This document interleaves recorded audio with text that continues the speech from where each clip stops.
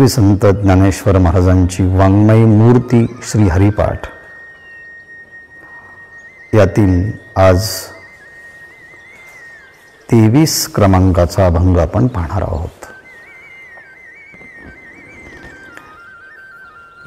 या अभंगातले शब्द आणि अर्थ परिचय होण्यासाठी त्याचं सर्वप्रथम उच्चारण करूया। 7, 5, 3 दशकांचा मेळा, एक तत्वी कळा दावी हरी, तैसे नभे नाम सर्व मार्गा वरिष्ठ, येथे काही कष्ट न लगती, अजपा जपणे उलट प्राणाचा, तेथेही मनाचा निर्धारू असे, ज्ञानदेवा जिणे नामे विण व्यर्थ, राम कृष्णी पंथ क्रमियेला, हरिमुखे म्हणा पुण्याची गणना कोण करी। विद्यार्थी मित्र हो, हा अभंग समजून घेताना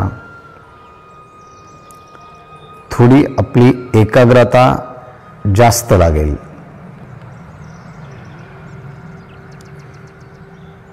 कॉन्सन्ट्रेशनची गरज आहे, पण एकाग्रतेने ऐकलं तर फार अवघडही नाही। त्यात पहिलं चरण पहा, 7, 5, 3 दशकांचा मेळा, एक तत्वी कळा दावी हरी।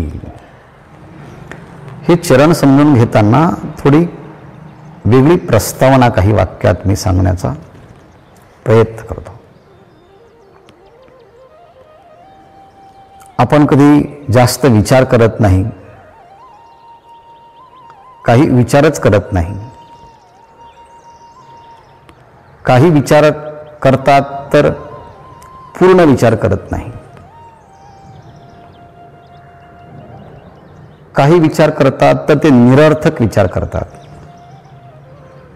विचार करणं ही गोष्ट अतिशय चांगली आहे, पण कसा विचार करावा ही त्यापेक्षाही चांगली आहे।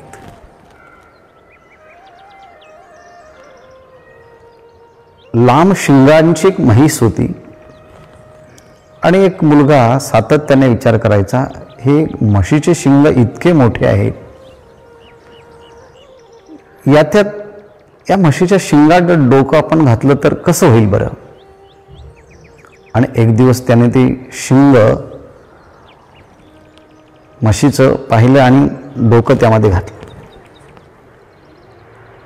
म्हशीला हा अनुभव पहिल्यांदाच होता, तिला भेटायला आलेला असा हा प्राणी। ती एकदम उधळली आणि इकडे तिकडे इतस्ततः पळू लागली। तिच्या मालकाने प्रयत्नपूर्वक तिला आणलं, थांबवलं आणि त्या मुलाला विचारलं, अरे म्हशीच्या शिंगात डोकं घालायला काही विचार तरी करायला पाहिजे ना अगोदर। तो म्हटला, वर्षभर विचार करत होतो। मग तो मालक म्हटला, अरे असा काय विचार असतो का त्याला। म्हणजे काही लोक असा विचार अर्थच नाही, निरर्थक विचार करतात।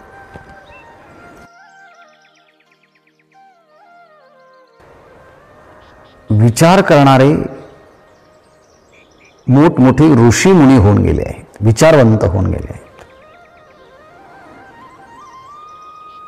आणि हा सगळा विचार तत्वज्ञानामध्ये येतो, फिलॉसॉफीमध्ये येतो। आणि असा जे विचार करतात, मनन करतात, सखोल एखादा विचार सातत्याने करत असतात, अशा विचार करणाऱ्याला तत्वचिंतक म्हणतात, तत्ववेत्ता म्हणतात, फिलॉसॉफर म्हणतात। ते फिलॉसॉफर कशाचा विचार करतात? ते पहिल्यांदा विचार करतात की मी आलो आहे इथे, मी कोण आहे, हू ॲम आय। हे जग काय आहे, कोणी निर्माण केलं, who is the creator of this entire cosmos, या जगाचा निर्माता कोण आहे, माझा निर्माता कोण आहे, जग आणि मी हे कोणी निर्माण केलं, म्हणजे हु इज द गॉड, तो ईश्वर कसा आहे, मी ह्या जगामध्ये बंधनात कसं अडकलो आहे, या बंधनातून मी मुक्त कसा होईल, मला ज्ञान कसं प्राप्त होईल, जीव काय आहे, जगत काय आहे, ईश्वर काय आहे, बंध काय आहे, मोक्ष काय आहे, जीवनमुक्ती काय आहे, विधेयमुक्ती काय आहे, अशा गोष्टींचा सखोल सातत्याने विचार करणाऱ्या या समुदायाला तत्ववेत्ते म्हणतात. आणि ते तत्ववेत्ते वेगवेगळे आहेत. हे सगळा विचार वेदाच्या अनुसार करावयाचा असतो. पण वेदाला न मानता या गोष्टींचा, मी सांगितल्या त्या गोष्टींचा विचार जे करतात त्यांना नास्तिक म्हणतात. आणि वेदाला अनुसरून जे विचार करतात त्यांना आस्तिक म्हणतात. म्हणजे वेदाचं प्रामाण्य स्वीकारून विचार करणाऱ्यांना आस्तिक म्हणायचं. आणि नास्तिको वेदनिंदकः, वेदाचंच अस्तित्व ज्यांनी नाकारलं पण विचार मात्र केला, असे नास्तिक आहे. अशी नास्तिकांची एक मोठी यादी आहे. चार्वाक, जैन आणि बौद्ध. त्या बौद्धांचे माध्यमिक, योगाचार, वैभाषिक आणि सौत्रांतिक असे 4 शिष्य आहेत. म्हणजे एकूणच त्यांची संख्या ही चार्वाक, जैन हे 2 आणि बौद्धांचे 4 शिष्य हे नास्तिक गटामध्ये मोडतात. आणि आस्तिक म्हणजे वेदाला प्रामाण्य मानून विचार करतात. जीव काय, जगत काय, बंध काय, मोक्ष काय, ईश्वर काय, ह्यामध्ये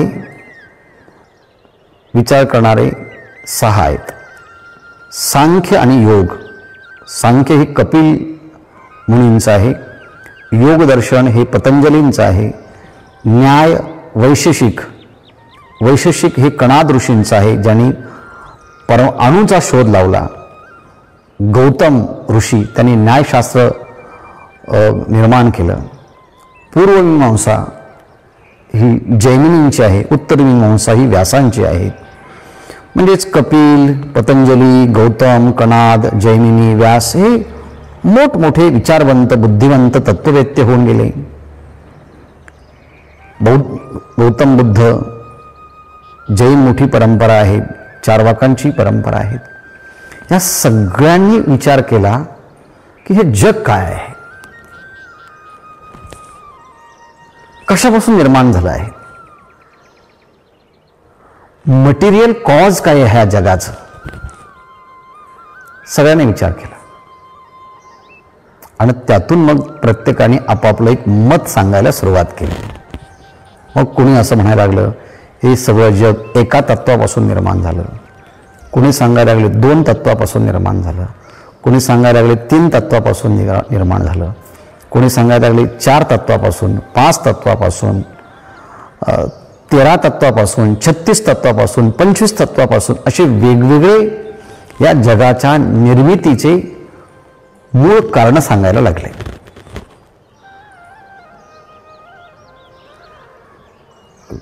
विद्यार्थी मित्र हो, बघा थोडासा प्रकाश, थोडासा अंधकार, असा मंद अंधकार आहे, त्यामध्ये एक दोरी पडलेली आहेत.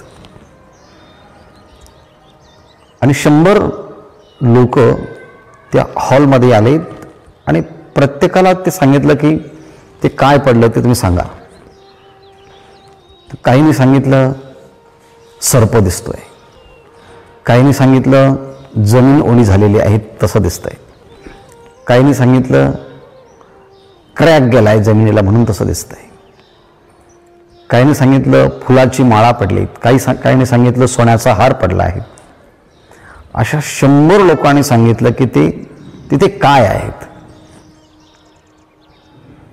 एक शहाणा मनुष्य आला, 101, त्याने लाईट लावली आणि तिथे फक्त दोरी पडली होती. पण ती दोरी रूपाने कळाली नाही. तिथे काहीतरी आहे, पण काय आहे हे माहीत नसल्यामुळे 100 लोकांनी 100 कल्पना करून त्या दोरीवरती वेगवेगळ्या कल्पना लादल्यात. दोरीचं ज्ञान झालं, सगळ्या कल्पना मावळल्यात. तसं त्या ईश्वराचं जोपर्यंत ज्ञान होत नाही तोपर्यंत ह्या सृष्टीच्या त्या ईश्वराच्याच वर त्या वेगवेगळ्या कल्पना करायला लागलेत. काही असं म्हणतात केवळ एकच तत्व ब्रह्मतत्व आहे आणि त्याच्यापासूनच संपूर्ण सृष्टी निर्माण झाली. काही सांगितलं नाही, एक जड आणि एक चेतन आहे. एकाला क्षेत्र म्हणतात, एकाला क्षेत्रज्ञ म्हणतात. या 2 तत्वापासून ही संपूर्ण सृष्टी निर्माण झाली. कोणी सांगितलं तसं नाही, 3 तत्वापासून झाली. म्हटले कोणते? प्रकृती ही सत्वगुण, रजगुण आणि तमगुणात्मक आहे. या 3 तत्वापासून झाली. 4 वाक्याने सांगितलं नाही, पृथ्वी, आप, तेज, वायू या 4 महाभूतापासून सगळी सृष्टी निर्माण झाली. काहींनी सांगितलं 4 नाही 5. पृथ्वी, आप, तेज, वायू, आकाश ह्या पंचतत्वापासून सृष्टी निर्माण झाली. काहींनी सांगितलं तसं नाही, 25 तत्वापासून झाली. काहींनी 24 तत्वापासून झाली, काहींनी 36 तत्वापासून झाली. ज्ञानेश्वर महाराज म्हणतात सगळ्यांचा विचार नाही ज्ञानेश्वर महाराजांनी घेतला. इथे 2-3च मतं सांगितले, 7, 5, 3.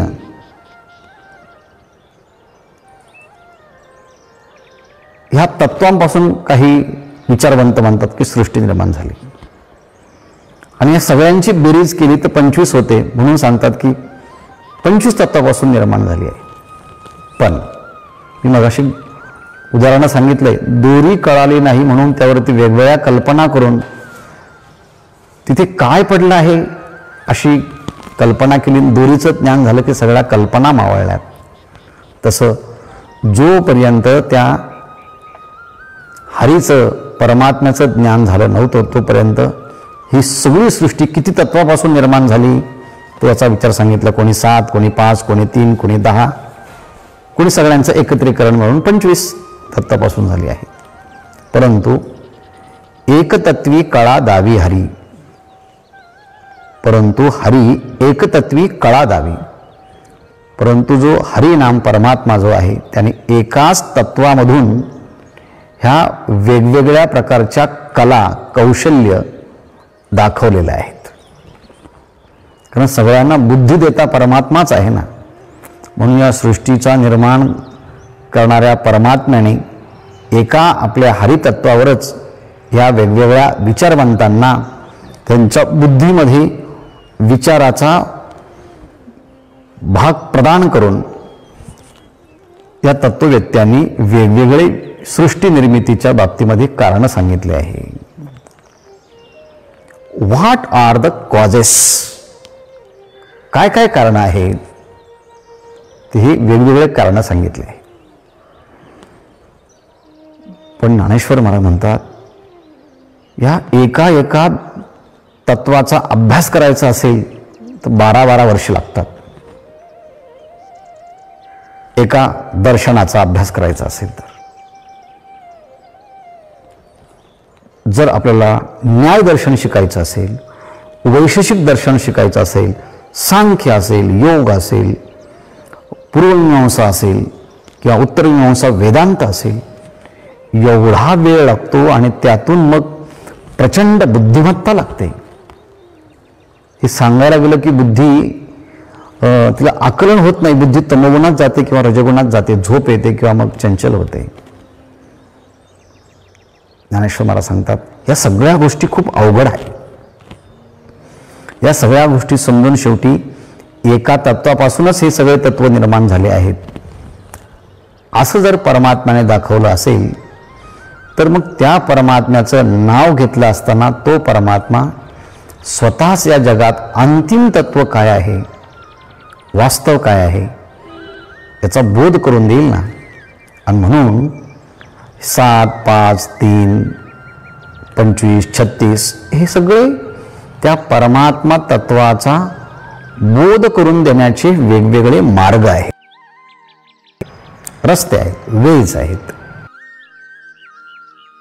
त्यामध्ये ईश्वराचं नाम, हरीचं नाम श्रेष्ठ आहे. म्हणून मार्गा वरिष्ठ हे वर जे एवढे मार्ग सांगितले आहे, साधनं सांगितले आहेत परमात्मा प्राप्तीच्या तत्वांचा विचार करणाऱ्यांचे, तर या सर्व मार्गांच्या मध्ये वरिष्ठ, बेस्ट, सर्वश्रेष्ठ कोण असेल तर हे ईश्वराचं नाम आहे. मग आता 7, 5, 3 दशकांचा मेळा किंवा मगाशी सांगितल्याप्रमाणे 25 तत्व, 36 तत्व इतका जणांनी विचार केलेला आहे. एकतत्व नाम किंवा एकतत्वी 5, मेळा 25चा, 36 तत्वाचा मूळ हरी असं एकनाथ महाराजांनी म्हटलं आहे. पण एवढा अवघड विचार ह्या भगवंताच्या चिंतनामध्ये नाही. म्हणून तैसे नाम नोहे, तैसे नव्हे नाम, नाम तैसे नव्हे. कैसे नव्हे? एक तत्वापासून, 2 तत्वापासून, 3 तत्वापासून, 4 तत्वापासून सृष्टीची निर्मिती झाली आणि मग आपल्याला कळायचं आहे त्याचं मूळ कारण काय आहे. पण एवढा नाम साधनेच्या मार्गात अवघडपणा नाही. म्हणून तैसे नव्हे नाम. बाकीचे मध्ये क्लिष्टता आहे, परंतु यामध्ये कोणतीही क्लिष्टता नाही आणि सगळ्या मार्गापेक्षा हे सर्वश्रेष्ठ आहे हे सांगण्याकरता तैसे नव्हे नाम सर्व मार्गा वरिष्ठ. सगळ्या मार्गांच्या मध्ये नाम, ईश्वराचं नाम हे सर्वश्रेष्ठ आहेत. सर्वश्रेष्ठ आहेत म्हणजे काय आहे? ज्ञानेश्वर महाराज त्याचं उत्तर सांगतात. येथे काही कष्ट न लगती. येथे म्हणजे हे नाम स्मरण करण्यासाठी काही कष्ट न लगती. तिथे काळ लागत नाही, वेळ लागत नाही, वय लागत नाही, परिस्थिती लागत नाही. काल आपण विचार केला, काळ वेळ नाम उच्चारिता नाही, दोन्ही पक्ष पायी उद्धरती, याचाही आपण काल विचार केला. तर येथे कष्ट न लगती, इथे कोणताही परिश्रम लागत नाही, कष्ट लागत नाही. पण बाकीच्या ठिकाणी कष्ट लागतात. न्याय दर्शन समजून घ्यायचं असेल तर ते त्याच्या काही विशिष्ट परिभाषा असतात, टर्मिनॉलॉजी असतात, त्या पहिल्यांदा कळून घ्याव्या लागतात. सांख्यांची टर्मिनॉलॉजी, त्याची परिभाषा वेगळी आहेत, वैशेषिकांची परिभाषा वेगळी आहेत, पूर्वमीमांसाशास्त्राची परिभाषा वेगळी आहेत, वेदांताची परिभाषा वेगळी आहेत. जसं आपला गणित समजून घ्यायचं असेल तर गणिताची भाषा वेगळी असते, विज्ञानाची भाषा वेगळी असते, भूगोलाची भाषा वेगळी असते. म्हणजे भाषा तीच असते पण त्याची परिभाषा, त्यातले पद, गणितामध्ये वापरलेले शब्द वेगवेगळे असतात. तसं या सगळ्या दर्शनांचे शब्द परिचय करून घेण्यासाठी अतिशय कष्ट लागतात. आणि योग्य शब्दांचा अर्थ योग्य कळाला तरच त्याचा अर्थ लागतो, नाहीतर मग सिद्धांताच्या मध्ये हानी होते, अपसिद्धांत होतो. म्हणून भगवंताच्या नामस्मरणामध्ये तसं कोणतंच कष्ट लागत नाही. फक्त नारायण हरे नारायण हरे विठ्ठल केशव अशा मंत्रांचं उच्चारण केलं, नामाचा उच्चार केला, तेथे कोणतंही कष्ट लागत नाही. शारीरिक कष्ट नाही, मानसिक कष्ट नाही, बौद्धिक कष्ट नाही, आर्थिक कष्ट नाही, सामाजिक कष्ट नाही, काहीच नाही. कष्टही नाही आणि वरिष्ठही आहेत. येथे काही कष्ट न लागत. काही कष्ट म्हणजे काही क्वाचिक मानसिक असे कोणतंच कष्ट लागत नाही. अच्छा, म्हणजेच पहिल्या चरणामध्ये काय काय कष्ट असतात हे सांगितलं. तिसऱ्या चरणाच्या मध्ये पुन्हा क्लिष्ट मार्गाचा विचार सांगितला. आजपा जपणे उलट प्राणाचा, तेथेही मनाचा निर्धारू असे.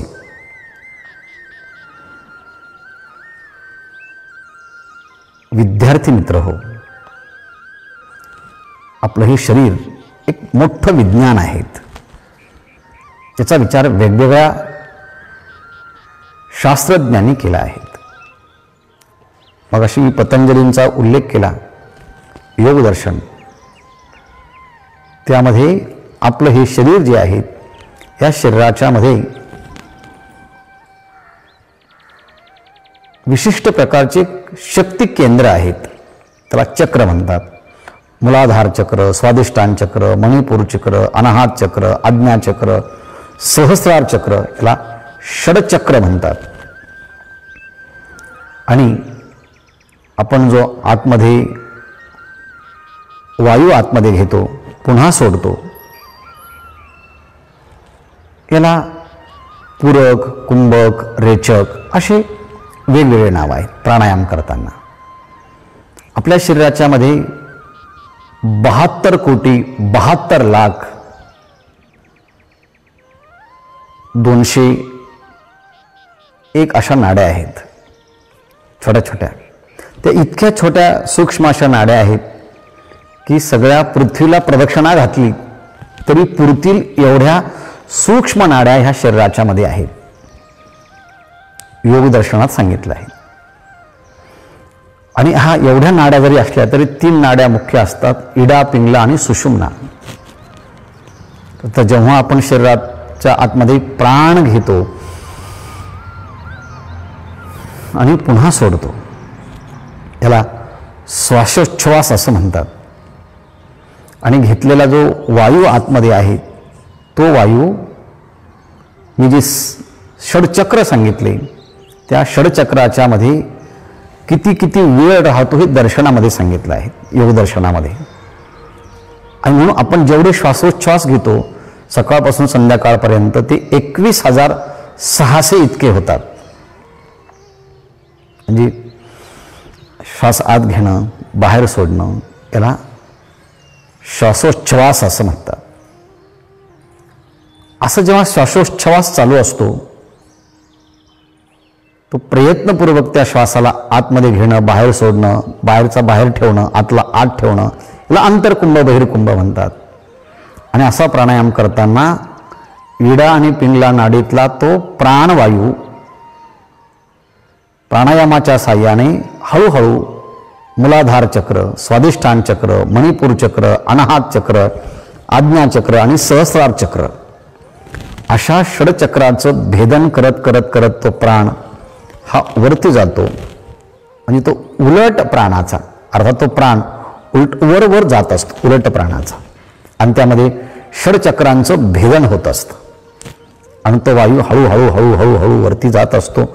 सुषुम्ना नाडीच्या माध्यमातून षडचक्राचं भेदन करून आणि मग वरती गेला की अमृत तळ असतं असं योगी सांगतात. आणि मग तो योगी त्याला ते अमृत प्राशन करतो आणि संपूर्ण शरीर त्याचं दिव्य होतं.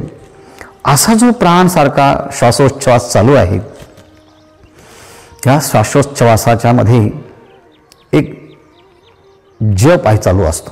आणि तो म्हणतात की सोहम सोहम सोहम.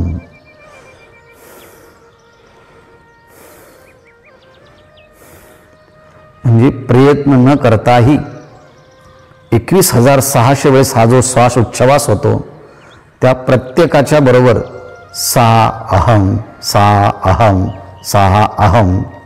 म्हणजे तो परमात्मा मी आहे. सहा म्हणजे तो, अहम म्हणजे मी, तो चैतन्य स्वरूप असणारा परमात्मा मी आहे.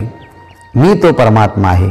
मी शरीर नाही, मन नाही, बुद्धी नाही, चित्त नाही, हा समुदाय मी नाही.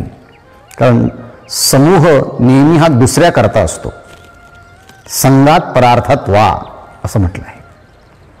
गादी, पलंग, उशी हा समूह आहे. कोणाकरता आहे? झोपणाऱ्यांसाठी आहे. गादी, पलंग, उशी गादी पलंगासाठी नाही. तसं हा सगळा समूह जो आहे तो म्हणजे मी नाही, तो माझ्यासाठी आहे. आणि मी तो चैतन्य आहे. असा जप नाही केला तरी जप घडतो. याला म्हणायचं अजपा जपणे. अजपा आपण करत नाही, पण नैसर्गिकरित्या श्वास आत येतो, बाहेर जातो. आणि त्या प्रत्येक श्वासाच्या मध्ये सा अहम सा अहम सहा अहम सोहम, मी तो परमात्मा आहे असं सारखा नैसर्गिकरित्या हा क्रम चालू असतो. पण इथे करत असताना सुद्धा त्या प्राणायामाच्या साहाय्यानं षडचक्राचं भेदन करून प्राणाला वरती न्यावं लागतं आणि तिथे सुद्धा मनाचा निर्धार पक्का असावा लागतो. नाहीतर त्या षडचक्राचं भेदन होत असताना अनेक प्रकारची संकट अडचणी येत असतात आणि योगापासून तो भ्रष्ट होऊ शकतो. म्हणून तिथे मनाचा निर्धार म्हणजे निश्चय चांगला असावा लागतो. पण हाही मार्ग अवघडच आहे. पण भगवंताचं नाम तैसे नव्हे नाम सर्व मार्गा वरिष्ठ, म्हणजे योगापेक्षाही वरिष्ठ आहेत. षडचक्राचं भेदन करत असताना अजप जपणाच्या पेक्षाही नामचिंतन सोपं आहे. आणि असं सोपं असणारं जे परमात्म्याचं नाव, त्याच्याशिवाय जगणं हे व्यर्थ आहे. ज्ञानेश्वर महाराज म्हणतात, नामाविण जिणे, नामेविण जिणे, त्या भगवंताचं नाव, त्या भगवंताच्या विषयी प्रेम, त्याचं नाम अनुसंधान, हे नामविज्ञान आपलं चालू आहे.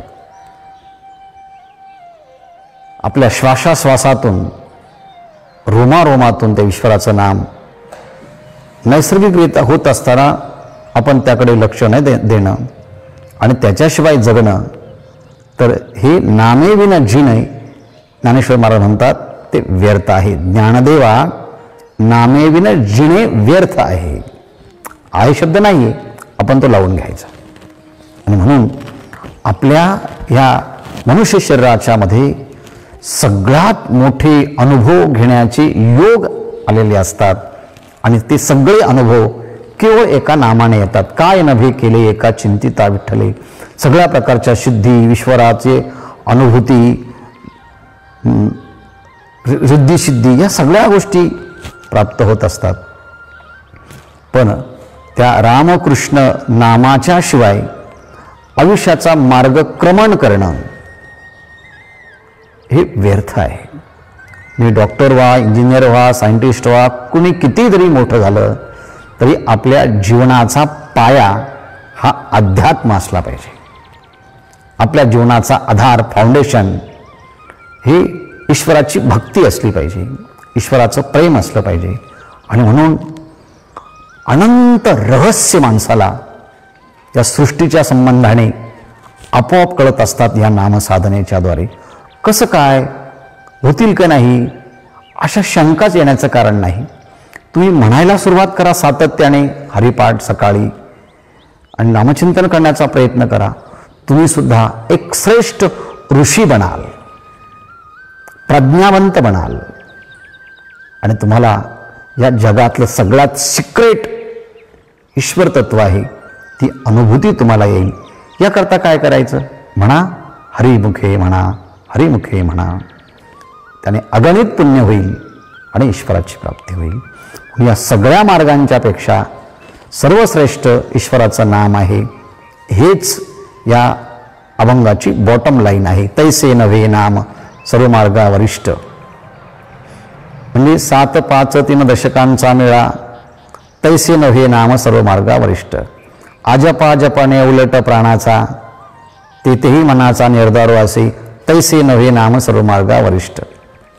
आणि सर्व मार्गा वरिष्ठ असणारं नाम न घेता जगणं, ज्ञानेश्वर महाराज म्हणतात, आयुष्याचा क्रम, वाटचाल या नामाशिवाय चालवणं ही व्यर्थ आहे. म्हणून या संधीचा फायदा घ्या आणि ईश्वराची अनुभूती करून घ्या.